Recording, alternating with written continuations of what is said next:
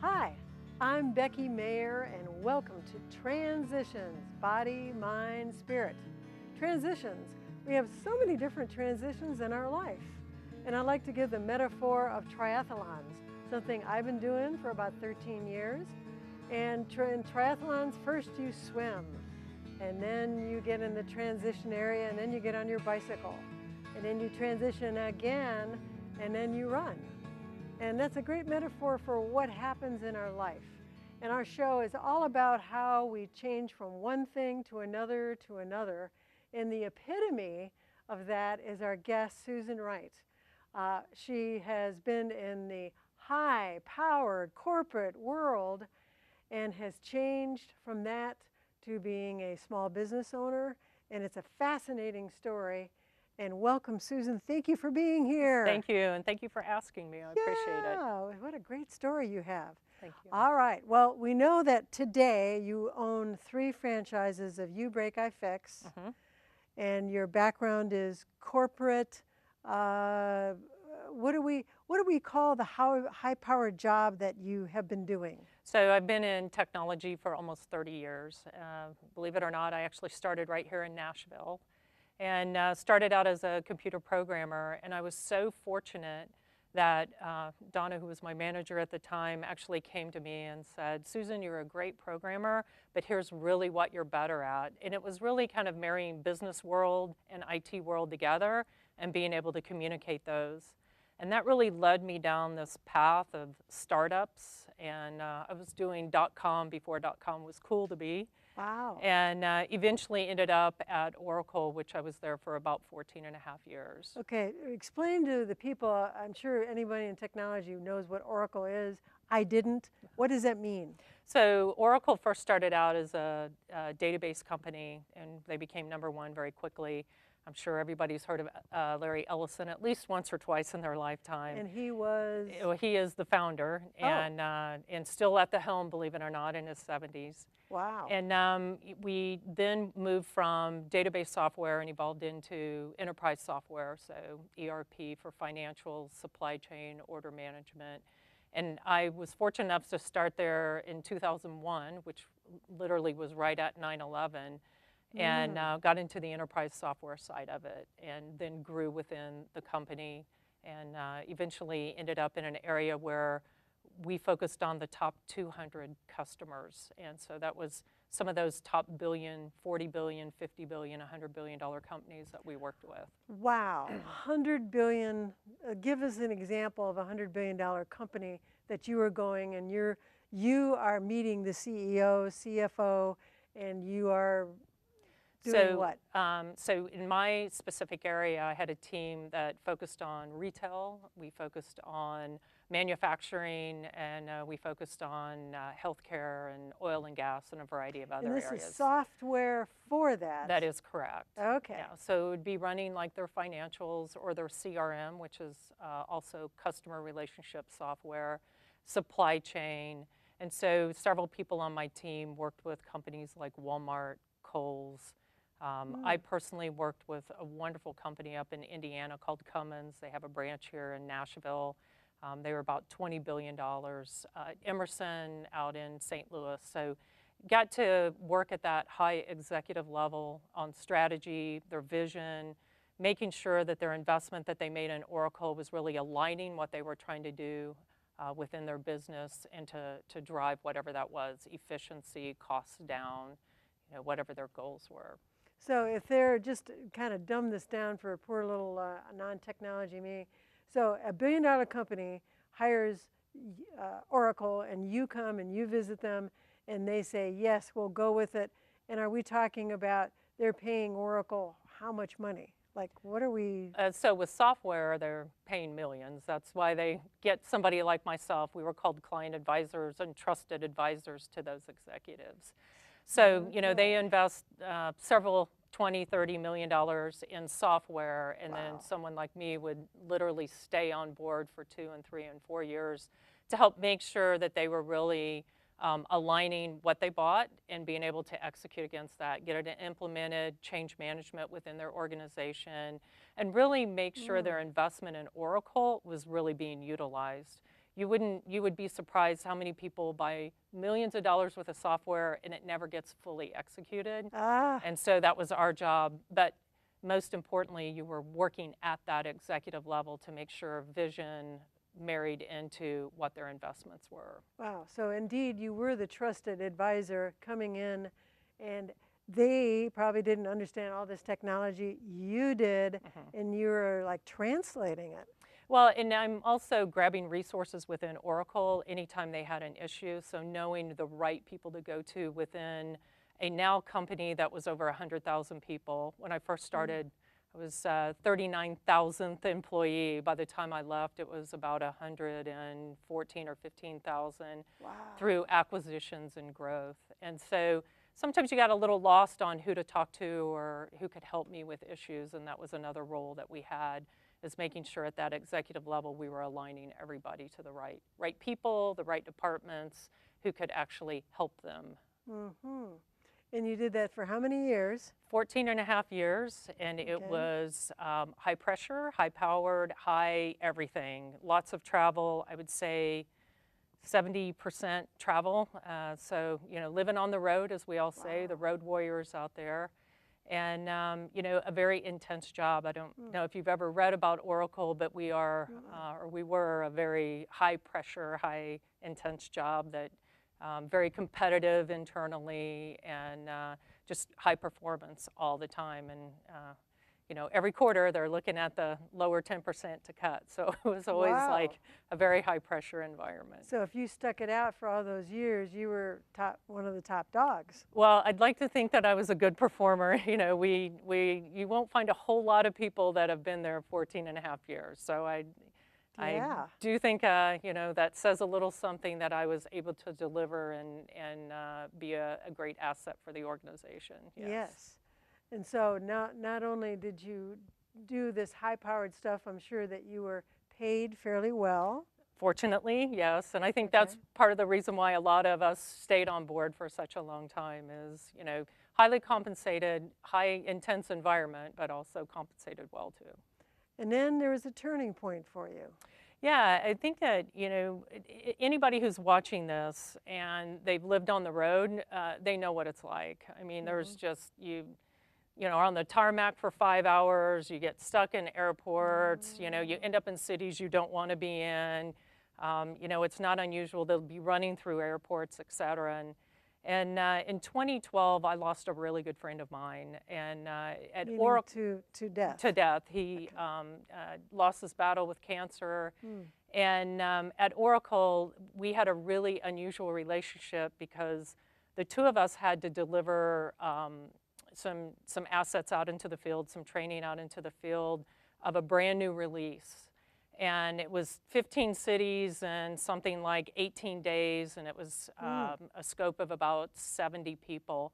And so we decided to combine our teams together, collaborate together, and really just, you know, deliver great materials out into the field. We had to go out and present and teach everybody about a new release of software. And it was just an unusual relationship because the two of us worked together like side by side, and we'd known each other for years too. And after he died, it's one of those moments where you just kind of sit there and go, all right, work-life balance. I keep saying I want to do that, but I'm not really doing work-life balance. Right. And so that was kind of one of those moments where you step back and you kind of look, am I really doing what I want to do? And I pulled out my goal book from 1997. 1997, you had a goal book? Oh, yeah. Oh, my heavens. Still got it. I just keep adding to it. Wow. So I, you know, looked at the goal book and yeah, I ran that 5K and yes, I did that. And all of a sudden you keep going down and I want to own a small business. And then by 1999, that turned out I want to own a franchise. And by 2010, it was, I'd like to have a franchise. And it just, yeah, franchise piece kept coming back. So I stayed at Oracle. And then in 2014, I lost two very close friends of mine to death. And one was my age at 51 at that time. And then another one was a few years older, but also a very dear friend. And I went back to that goal book one more time and I took a look and I thought, okay, work-life balance, let's look at that one more time. Right. And then I really started thinking about, you know, fortunately, working at Oracle, I'd done well, so financially I was in a good place. And so I really started thinking about what is it I really want to do. And I kept going back to work-life balance. Work-life balance, work-life balance. Because the travel after 4 million airline miles, I was a platinum on 2 different airlines, lifetime platinum in 2 hotel chains. You know, you just wake up one morning and you're like, something really does need to change. Wow. But you stuck it out for so long. Was it the thrill of the hunt, the thrill? I mean, what made you stick around so long? Well, I think it is the thrill of the hunt. I mean, you know, by nature I'm competitive. I was an athlete at a very young age and fortunately got to play sports in college. And so I think it's that competitive nature. It's also always wanting to do better. And then, you know, quite candid, you know, the money's there, so you want to keep making more and you want to make more. But at one point you step back and you go, okay, I can fulfill this in other ways. And so, you know, you look at that bucket list that you have and you realize the bucket list is getting further away. And so for me, I kind of did a step back and said, I'm not getting any closer to that bucket list. How do I get there? Because part of that bucket list is work-life balance. Right. And I want to get into your beginnings and where you were raised, and also fascinating your college and getting scholarships from sports. So tell us about that. So I grew up a farm kid in southern Illinois. And what was the name of that Illinois town? It's called Bridgeport, Illinois. It's a town of, I think, a whopping 3,500 people. That is a small town. Yeah, and my father is 84 and he's still farming. Now he has cut back. He told me he's not going to farm 2,000 acres. He's only doing 1,500 this year. Oh my heck. But that gives you an idea of the work ethic and the commitment that, you know, I came from is a very strong work ethic from both of my parents.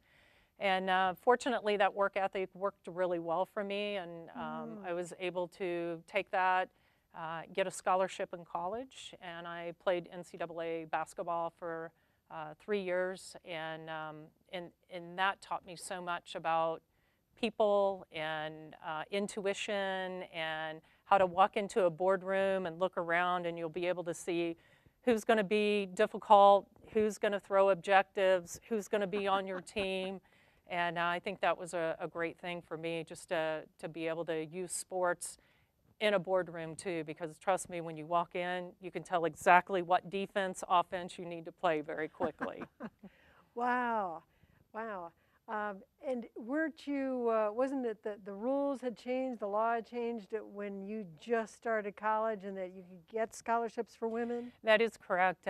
My freshman year, which I hate to say what year that was, we were the first group of young ladies who had full ride scholarships. So before then, it was mostly, you know, books and tuition. But yeah, my class, we were the very first ones that really did get full ride scholarships. So I was quite pleased with that, and really proud that I was a part of that kind of pioneering into Southern Illinois University. You must have been really good in high school to get a full ride in the first group of doing that too for college. Yes, you know, I guess so. Just say it. Yeah, that was good. But, you know, now I look at these young ladies and I'm like, oh my God, I couldn't even make the team, you know, because they're so much stronger and bigger and have had coaching since they were, you know, in 6th and 7th grade. And for me, you know, the first time I played organized basketball was my freshman year in high school. So, oh, wow. Yeah, I mean, it's interesting how times have changed like that. Yeah, yeah. Well, I'm interested how that taught you to be in the boardroom, and how can you walk in a boardroom and go, you know, just kind of check it out? How do you do that? Well, I think one of the things when you're in sports, you get a really great feel for reading people. And in basketball, when you're dribbling the ball down, you're on offense and you're reading what the defense is doing. Well, trust me, it's no different than when you walk in a boardroom. You can tell right off the bat who's this, and you can tell who's engaging. You can tell who actually read the prep material before you walked in. So you can really just intuitively know right off the bat who's going to be easier to work with, who's going to be more challenging. And I actually wrote a letter to my coach and my athletic director, the legendary Charlotte West, and had said that teaching of just being in sports helped me so much. Teamwork, collaboration, being able to understand people whenever in objectives, and how not to take it personal, but to really look at it from an objective standpoint. And then most important, communication back. And you've got to have communication when you're playing sports, because it's, especially basketball, it's not an I sport, it's a we sport. And so you've got to make sure you have that collaboration. Yes, even with LeBron?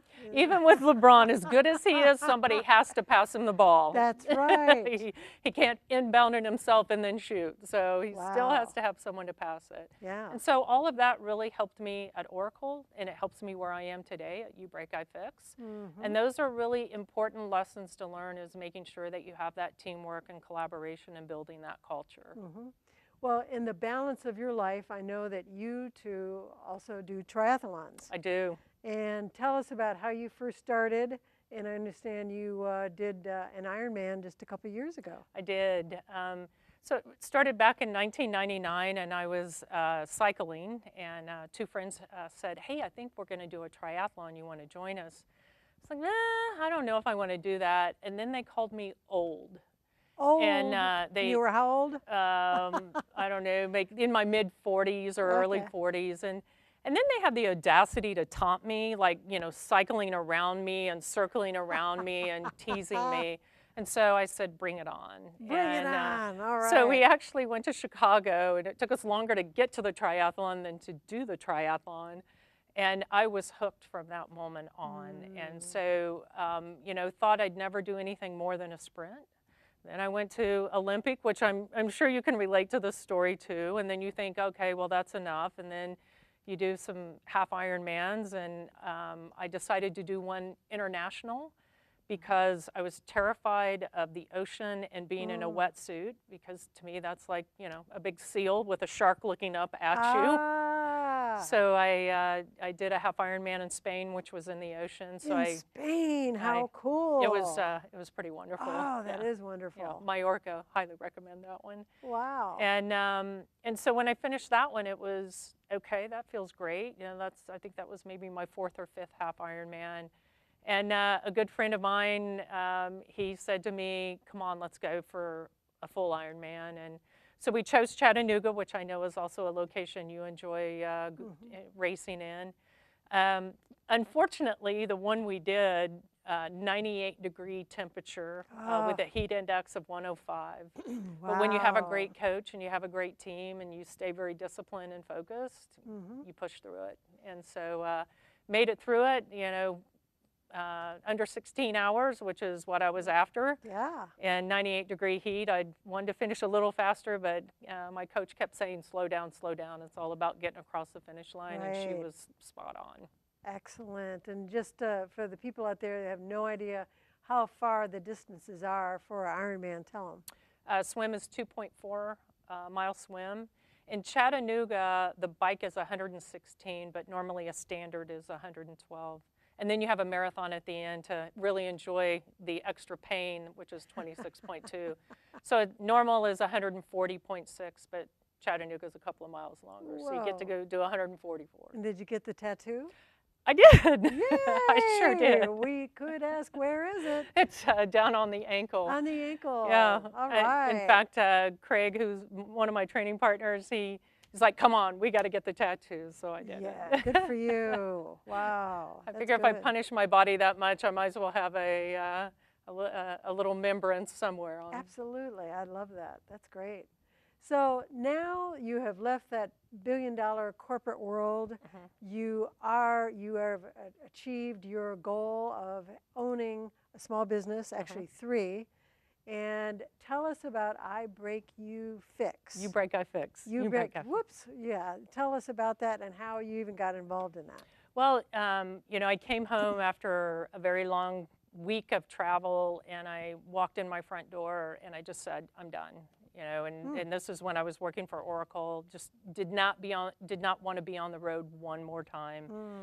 And I'm one of those people that I have to have a game plan. So I'm also one of those people that when you throw things into the universe, interesting things come back. You know, the question is, are you really observing? And so, believe it or not, I broke my phone about 2 weeks later, took it to a place to get it repaired, which I will not say where I took it. And while I had it in getting repaired, I was sitting in my car on a conference call, and I just was watching people walk in with all kinds of devices, everything from tablets to computers to phones. And, you know, just kind of a steady stream. And I thought, well, that's kind of interesting. Fortunately or unfortunately, it depends on how you want to look at the story, they didn't do a proper job in testing my device, so it really wasn't repaired at 100%. So I had to turn around and come back the next day and have them readjust the proximity sensor that's in the phone. And again, I sat there and I watched people back and forth, and then that's whenever the light went on. Okay, am I supposed to be seeing this? So I was on a conference call and I Googled device repair industry and saw it was about a $6 billion industry. And I went, all right, thank you, I hear you. So I went home and just started really looking at that market. Coming from IT, I mean, I've repaired computers and, you know, since I was in my 20s, so it's not something that was daunting for me whatsoever. And I started researching it, interviewing different franchises. I actually secret shopped some stores to see if this is something I'd want to do. And I really zeroed in on uBreakiFix for just a litany of reasons. And so went down into Orlando, which is where they're headquartered, and thought I was going to buy one franchise or two, maybe, and I walked away with 3. So. 3, wow. And of course, on our credits, we're going to be saying you have a website, right? Correct. Yep. And where are your 3 stores? So one is on 21st Avenue. It's right across in Nashville. Near Vanderbilt? Correct. Okay. So we're right across the street from Vanderbilt on 400 21st Avenue South.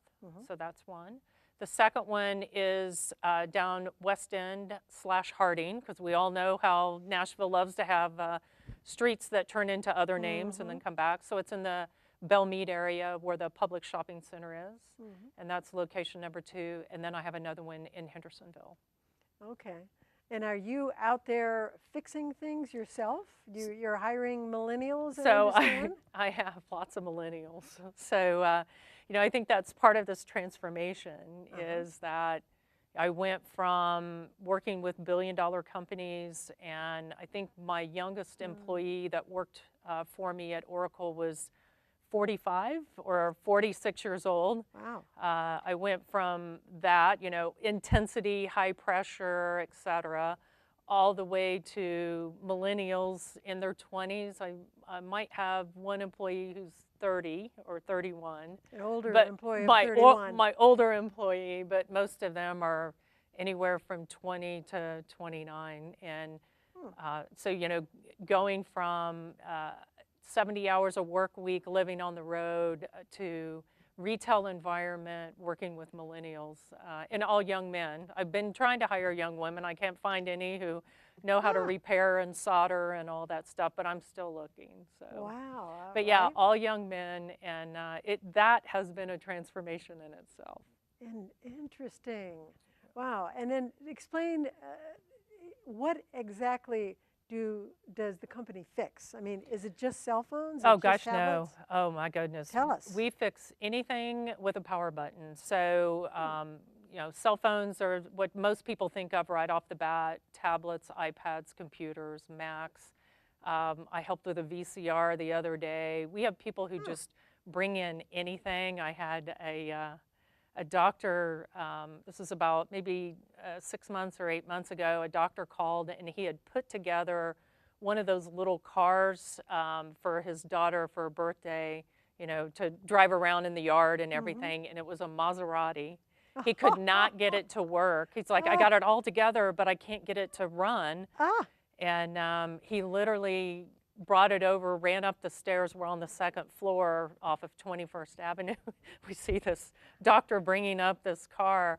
It took us a little while to figure it out, but we figured it out and got it to work. So, not that I want that to be, people bringing in their children's cars, but we've really seen everything. TVs, I mean, we've seen about everything. Wow. And what's so great is there's almost 500 locations throughout the United States. So even if you get something repaired at one of our stores here in Nashville and you're in Miami and something's wrong, there's a uBreakiFix right there. We honor nationwide warranties at all of our stores. And that was a huge advantage versus starting one on my own or someone smaller. So are you finding that your new life is bringing you joy? You know what, I am. My new life is bringing me more time at home. Okay. I know this sounds crazy, but until I left Oracle, I had not been home for 2.5 weeks in a row. For years? For wow. 14 and a half years. Oh my heavens. So, it was an odd feeling of not having to pack my clothes to walk out the door.